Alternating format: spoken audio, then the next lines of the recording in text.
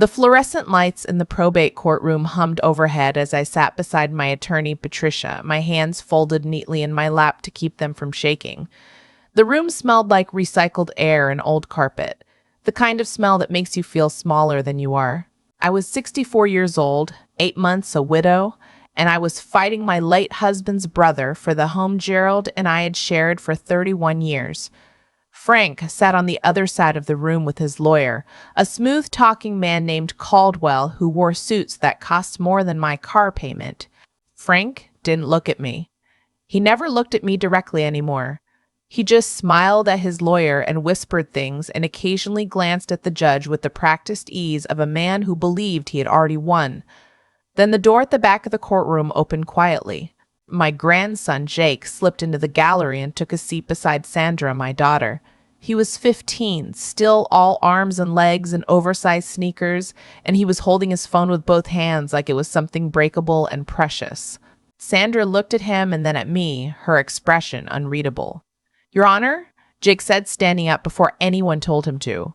His voice cracked slightly on the second word, the way teenage voices do when they're trying very hard to sound steady. "I have something I need to play for the court." Frank's lawyer was on his feet immediately. "Your Honor, this is completely—" The judge raised one hand. "Sit down, counselor." He looked at Jake over the rims of his glasses. "Son, who are you?" "Jake Cole, sir." "Gerald Cole was my grandfather. Barbara is my grandmother." The judge studied him for a moment. "What is it you'd like to show us?" Jake held up his phone. "I recorded my Uncle Frank. I have 2 recordings. I think the court needs to hear them." I hadn't known. I hadn't known about any of it. When Jake looked at me from across that courtroom, his jaw set with a seriousness that didn't belong on a 15-year-old's face, I felt something loosen in my chest that had been wound tight for 8 months. But I'm getting ahead of myself. Let me tell you how we got here. Gerald died on a Thursday morning in October, between breakfast and lunch, while he was raking leaves in the backyard. Our neighbor Phil found him when he went to return a borrowed ladder. The paramedics said it was his heart. Fast, they told me. He wouldn't have felt much. I have thought about that every single day since, and I still don't know if it makes it better or worse. We had a good marriage. I want to say that clearly because the rest of this story might make it sound otherwise. Gerald Cole was a quiet man, patient and steady, the kind of person who fixed things without being asked and remembered how you took your coffee without ever having to write it down. He worked 30 years as a civil engineer for the county, designed drainage systems and overpasses and infrastructure that most people drive over without a second thought. We raised Sandra in a house on Clover Mill Road in western Ohio, a house with a wraparound porch and a maple tree in the front yard that turns absolutely on fire every October. I was a school librarian for 27 years at Riverside Elementary. Gerald used to joke that between the two of us, we had made the county a little more functional and a little more literate, and he wasn't wrong. We were happy. Not the perfect, polished kind of happy that people perform for other people, but the quiet, persistent kind. The kind built out of 31 years of choosing each other on ordinary days. Frank was Gerald's younger brother by 4 years. He lived in Columbus, worked in commercial real estate, and called Gerald maybe 4 times a year, usually when something needed to be discussed about their parents' estate, which had been settled years ago. At family gatherings, Frank was loud and backslapping and generous, with opinions he hadn't been asked for. Gerald tolerated him with the weary affection of someone who has long accepted that his sibling is simply the way he is. I had never liked Frank. I want to be honest about that. There was something in the way he looked at our house, at our furniture, at the framed photos on our walls, that felt less like appreciation and more like inventory. When Gerald updated his will 2 years before he died, he told me about it over dinner on a Tuesday night, the way he told me everything important, calmly, without ceremony. "I updated the will today," he said, "made sure everything is clear. The house, the accounts, everything goes to you." I started to say something about it being morbid to discuss, and he said, "Barbara, I want you taken care of. I don't want there to be any questions." I didn't understand then why he said it that way. I think now that maybe he knew something about Frank that I didn't. The original will, written over 20 years ago when Gerald's parents were still alive and family dynamics were different, had split the estate between me and Frank. Gerald had changed that. He had been of completely sound mind when he did it. His doctor would have confirmed this. His attorney would have confirmed this. Anyone who had spent 5 minutes with Gerald in those last 2 years of his life would have confirmed this. None of that stopped Frank from hiring Caldwell and contesting the will 3 months after the funeral. The claim was undue influence. Barbara manipulated Gerald in the final years of his life, the filing said, exploiting his emotional dependency and isolating him from family members. It also claimed that Gerald had shown signs of cognitive decline in the year before his death, making him susceptible to suggestion and incapable of sound legal judgment. I read those words sitting at my kitchen table, and I felt something I had not felt in a very long time. Not sadness, not fear, rage, pure, clarifying rage at the audacity of reducing 31 years of marriage to a legal strategy. Gerald, who had been sharp and engaged and completely himself right up until the morning he went outside to rake leaves, being described as mentally diminished. It made me want to put my fist through the paper. Sandra said, "Mom, we're going to fight this." She said it the way she says everything important, quietly and without drama, and I believed her. Patricia Wynn, the attorney a colleague of Sandra's recommended, was small and methodical and had a way of going very still when she was thinking. She reviewed everything Gerald's estate attorney had provided and told me the case was straightforward from a documentation standpoint. Gerald had been evaluated by his physician 2 months before updating the will. He had signed the documents with 2 witnesses present. The estate attorney had noted his demeanor as engaged, clear, and voluntary. But then Caldwell filed supplemental declarations. He had gotten statements. 3 people, Frank's college friend who visited us once in 2019, a woman from Gerald's former office who had retired before Gerald died, and a man I barely knew from our homeowners association, all claiming they had observed Gerald seeming confused, disoriented, forgetful, struggling to follow conversations, repeating himself. It was fiction, polished, notarized fiction. Patricia warned me that judges sometimes found these declarations persuasive, particularly when combined with the argument about an updated will and a surviving spouse. It creates a narrative, she said carefully, and juries and judges respond to narratives. We'll need to counter it methodically. I had my own doctor's confirmation. I had Gerald's physician ready to testify. I had Gerald's estate attorney, who had known him for 15 years, prepared to speak to his mental clarity. I thought we were prepared. What I hadn't accounted for was that Caldwell would also begin suggesting in preliminary filings that I was the one with memory issues, that I had been showing signs of confusion and instability since Gerald's death, that my grief had perhaps compromised my own ability to accurately represent events. This is a standard tactic, Patricia told me when I called her the night I read the supplemental filing. They're trying to preemptively discredit your testimony. Don't panic. I wasn't panicking. I was something colder and quieter than panic. I was sitting in the house Gerald had built a life with me in, looking at the porch he had repainted 2 summers ago, and I was thinking about what it would mean to lose it. Not just the house, the maple tree, the kitchen window where he used to stand with his coffee looking out at the yard.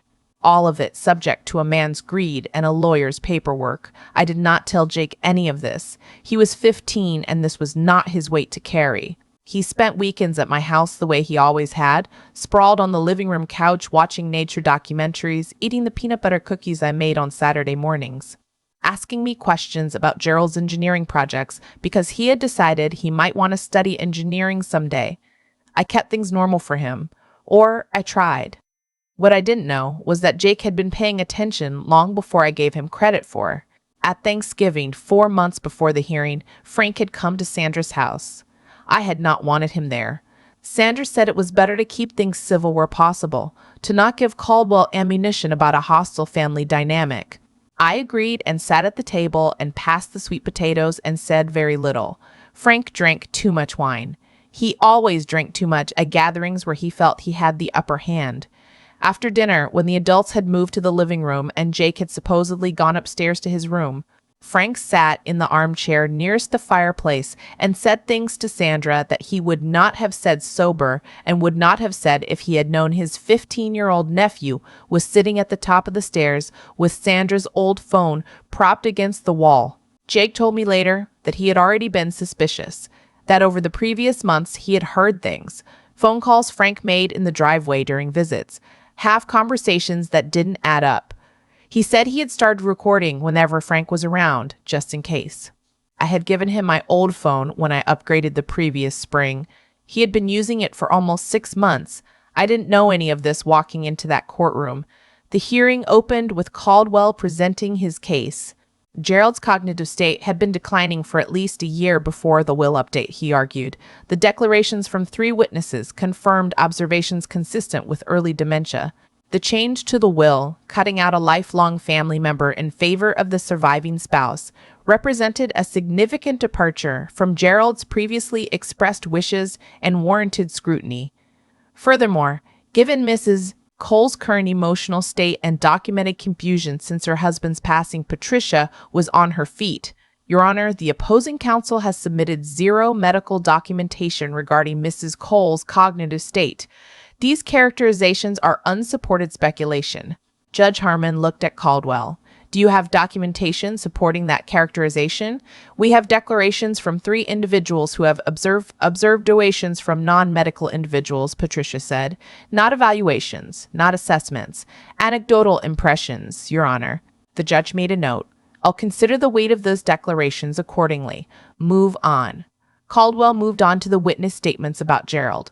I sat still and listened to his college friend describe a dinner in 2019, during which Gerald had allegedly seemed to forget the name of a mutual acquaintance.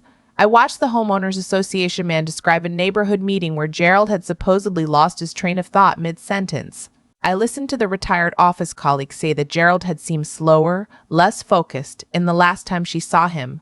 None of it was true. Or rather, none of it meant what Caldwell implied it meant. Gerald had never been good at names, not at 50 and not at 62. He had lost his train of thought in meetings his entire career because his mind worked ahead of his mouth, and he had to backtrack to meet it. This was Gerald. This had always been Gerald. But I was watching the judge's face, and I could see the seed of it planting. Patricia presented our case carefully. Gerald's physician, Dr. Almeida, testified via written declaration that Gerald had shown no signs of cognitive impairment at his last physical 2 months before the will update. His estate attorney, Thomas Whitfield, testified in person that Gerald had been precise, deliberate, and fully engaged throughout the process of updating the will. Gerald had explained his reasoning to Whitfield clearly. He wanted no ambiguity about the house. He wanted Barbara protected. He had said it in exactly those words. Caldwell cross-examined Whitfield on whether he had administered any formal cognitive assessment. Whitfield said no, that it wasn't standard practice, that his professional judgment of a client he had known for 15 years was that the man was completely competent. Caldwell thanked him in the tone of a man who had just made his point. Then Judge Harmon asked if there were any additional witnesses or materials either party wished to present before he made his preliminary determination on admissibility. That was when Jake stood up. He had come in quietly during Whitfield's testimony. I had turned and seen him, and Sandra had been beside him, and I had assumed Sandra had brought him for moral support. I had not known what he was holding. Your Honor, Jake said, I have something I need to play for the court. After the initial objection settled and the judge gave his assent, Jake walked to the front of the courtroom. Patricia met him halfway and accepted his phone, examining it briefly before handing it to the court clerk to verify it was unaltered. Jake stood with his hands in the front pocket of his hoodie and explained that the first recording was made at his mother's house on Thanksgiving evening, 4 months prior. He explained that he had been upstairs, that the phone had been propped at the top of the staircase, and that he had not announced he was recording because he had been afraid. Afraid of what? Judge Harmon asked. Afraid my uncle would stop talking if he knew someone was listening, Jake said. The clerk confirmed the metadata on the recording. The date matched. The file had not been edited. Patricia pressed play. Frank's voice came through clearly, loosened by wine and confidence. Sandra, you need to understand how this works. Barbara gets emotional, makes decisions based on feelings, not facts. That's what grief does. I'm not saying she did it on purpose. I'm saying Gerald wasn't himself those last couple of years, and she took advantage, maybe without even realizing. Sandra's voice, careful. Dad signed that will with witnesses, Frank. His own attorney was there. Attorneys do what they're paid to do. Frank's voice, dismissive. Look, I've already talked to Caldwell about this angle. We establish a pattern of confusion, hers and Gerald's, and then we show the will update as the product of an undue environment. It's not complicated. Barbara ends up with the life insurance and her retirement, which is fair. The house comes to me. That's not what Gerald wanted.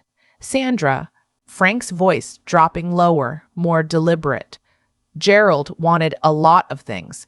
Gerald is gone. What I want is what's legally obtainable, and right now, it is obtainable. Don't make me do this the hard way. I'd rather we kept it civil. There was a pause. Then Frank again. And I need you to talk to your neighbor, the Peterson woman, the one who signed the declaration. She's getting cold feet. She called Caldwell twice this week. Tell her this is almost over. Tell her she did the right thing. The recording ended.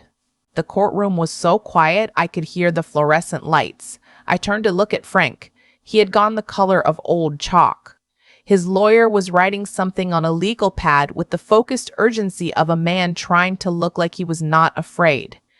Judge Harmon looked at the phone. Is there a second recording? Yes, sir, Jake said. His voice was steadier now. 3 weeks after Thanksgiving.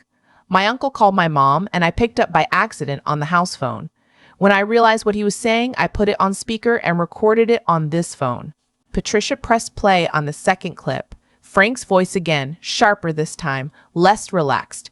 I'm telling you Caldwell can handle the Peterson issue, but you need to stay out of it. All you need to do is nothing, Sandra. Just let this run its course. Barbara will get a settlement. This doesn't have to be ugly, Sandra's voice. You forged Dad's signature on anything? What? No, don't be ridiculous. Then what are you asking me to keep quiet about? A pause that lasted 4 seconds. I counted when I listened to it later.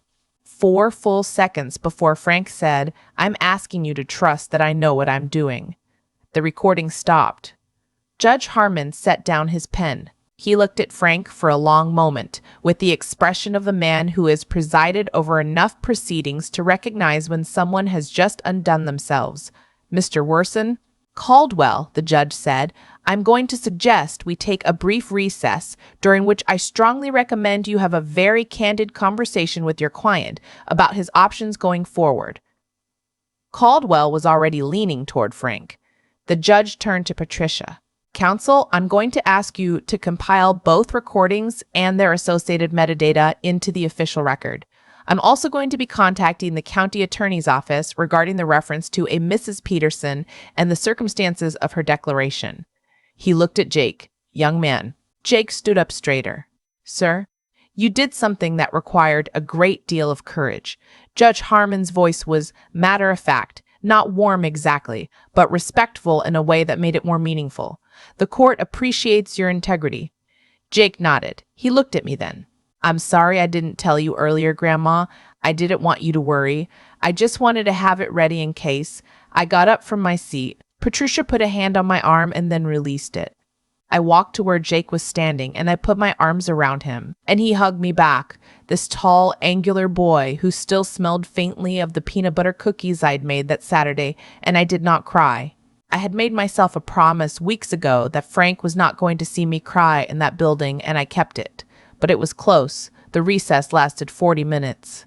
When it ended, Caldwell informed the court that his client was prepared to withdraw the contest to the will and settle the matter without further proceedings. His tone was that of a man reading from a script someone else had written under duress.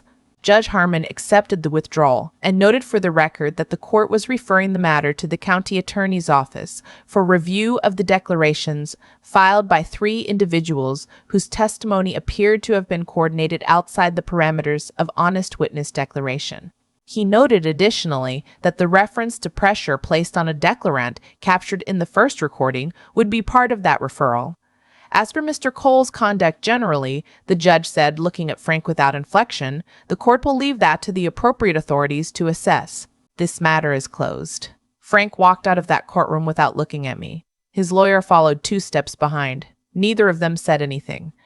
Sandra put her arm around my shoulders in the hallway and said, It's done, Mom. I nodded. I looked at Jake, who was reading something on his phone with the practiced nonchalance of a teenager who had just done something remarkable and was now trying to act like he hadn't. "You could have told me," I said. He shrugged without looking up. "You would have tried to handle it yourself." He wasn't wrong. That was 7 months ago. I am 65 now. I live on Clover Mill Road in the house Gerald built a life with me in, and the maple tree in the front yard is starting to bud again after the long winter. I repainted the porch railing this past spring, a project Gerald had been meaning to get to, and I did it myself. Badly at first, and then better, over 2 weekends in April. The county attorney's office did open an inquiry into the declaration submitted on Frank's behalf. The Peterson woman, my neighbor 3 houses down, whom I had always been perfectly cordial to, came to my door 6 weeks after the hearing and apologized for 45 minutes in my kitchen. She had been afraid of Frank, she said. He had implied that she owed him a favor from something years ago. She hadn't thought about what signing the declaration would actually mean for me. I poured her coffee and listened and told her I appreciated her coming. I am not entirely without anger about it, but I also understand that people do things out of fear, that they wouldn't do otherwise. I haven't heard from Frank directly. I understand through Sandra's occasional reports that his situation is uncomfortable. I don't spend time thinking about him. The people who deserve my attention are the ones already in my life. Jake comes over most Saturdays. He has decided he definitely wants to study civil engineering, same as Gerald, and he asks me questions sometimes about the projects Gerald worked on, the bridges and drainage systems and underpasses that Gerald spent his career on. I show him the drawings Gerald kept in a portfolio in the study. Jake handles them carefully, like they matter, and they do. Sandra and I have dinner together on Sundays, sometimes at her house and sometimes at mine. We talk about everything and nothing the way mothers and daughters do when they've been through something hard together and come out the other side still wanting each other's company. I went back to work part-time at the library system, not Riverside Elementary, which has a full staff, but at the county's branch library 2 days a week. I help run a Tuesday afternoon reading program for middle schoolers who need extra support. It turns out that 27 years of knowing how to meet a kid where they are doesn't go away when you retire. You just stop getting paid for it. Gerald's engineering portfolio is on the shelf in the living room now, next to the photo from our anniversary trip to Vermont, next to the small bowl of river stones we collected over the years without ever quite meaning to build a collection. I look at it when I walk past. Some mornings I still reach for my phone to tell him something. A maple tree thing, a library thing, something Jake said that would have made him laugh. I don't think that stops. I think you just learn to carry it differently. What I know is that I am still in my house, that the porch is freshly painted and the maple tree is budding, and on Saturdays a 15-year-old boy sits on my couch asking questions about bridges. That a year ago I was 8 months into the worst grief of my life, and someone was trying to use that grief as a weapon against me, and they failed. They failed because a boy who pays attention and loves his grandmother decided that love meant doing something about what he saw, even when no one asked him to. I keep both recordings backed up in 3 places now. Patricia's advice. You never know what you might need, she said, and she's right. But I also keep them because they're evidence of something I want to remember. Not Frank's voice, not the scheme. Jake's voice, cracking slightly on your honor, steadying as he went. I'm Jake Cole. Gerald Cole was my grandfather. Barbara is my grandmother. 65 years old, a widow, a librarian, a mother, a grandmother. Still in my house, still here, and I am only just getting started.